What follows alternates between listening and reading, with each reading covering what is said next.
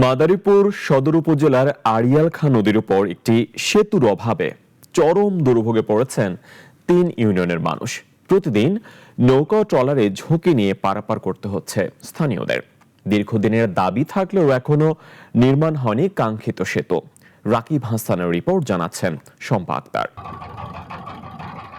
মাদারীপুর সদর উপজেলার মহিষেরচর এলাকায় আড়িয়ালখাঁ নদীর উপর একটি সেতুর দাবি বহু বছরের। নদীর দুই পাড়ে অবস্থিত পাঁচখোলা, কালিকাপুর ও ছিলাচর ইউনিয়নের বাসিন্দারা সদর উপজেলা ও জেলা শহরে যাতায়াত করতে গিয়ে প্রতিনিয়ত চরম ভোগান্তি পোহাচ্ছেন। ওই 5টি ওয়ার্ডের জনগণ প্রতিনিয়ত এই পার শহর, অফিস, আদালত, কোর্ট কাছারি, কাঁচা বাজার সবই এই পারে। হাজার হাজার মানুষ এখান থেকে যাতায়াত করে।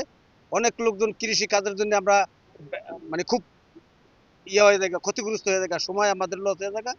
আমরা যাতায়াত ব্যবস্থা সরকারের কাছে আমরা একটা ব্রিজের আবেদন করছি। সবচেয়ে বেশি বিপাকে শিক্ষার্থী ও কর্মজীবী মানুষ। এছাড়া জরুরি অবস্থায় অসুস্থ রোগীকে হাসপাতালে নেওয়াও কঠিন হয়ে যায়। প্রতিদিনের যাতায়াতের একমাত্র মাধ্যম নৌকা ও ট্রলার।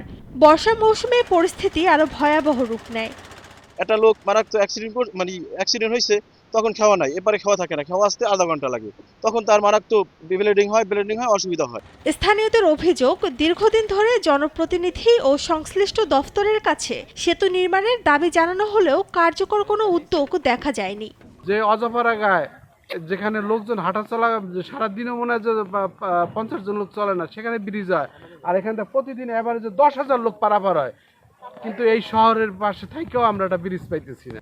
জনদুর্ভোগ ও জনস্বার্থের বিষয়টি গুরুত্ব দিয়ে দ্রুত টেন্ডার প্রক্রিয়া সম্পূর্ণ করে অনুমতির সাপেক্ষে কাজ শুরু করা হবে বলে জানিয়েছেন এলজিইডির কর্মকর্তা। ব্রিজের কাজ শুরু করা, সেটা এখনো টেন্ডার প্রক্রিয়ার ভিতরে যায়নি কিংবা ওয়ার্ক অর্ডার হয়নি। ডিজাইন ইউনিটে আছে এবং ডিজাইন ইউনিটে থেকেই ওখানে একমেকে আসবে। একমেকে আসার পরবর্তীতে একমেক অনুমোদন সাপেক্ষে আমরা কাজ করতে পারি। আড়িয়ালখাঁ নদীর ওপর দ্রুত সেতু নির্মাণ হলে সহজ হবে যাতায়াত, বাড়বে অর্থনৈতিক কর্মকাণ্ড, শিক্ষা ও স্বাস্থ্যসেবার সুযোগও। শম্পা আক্তার, নাগরিক।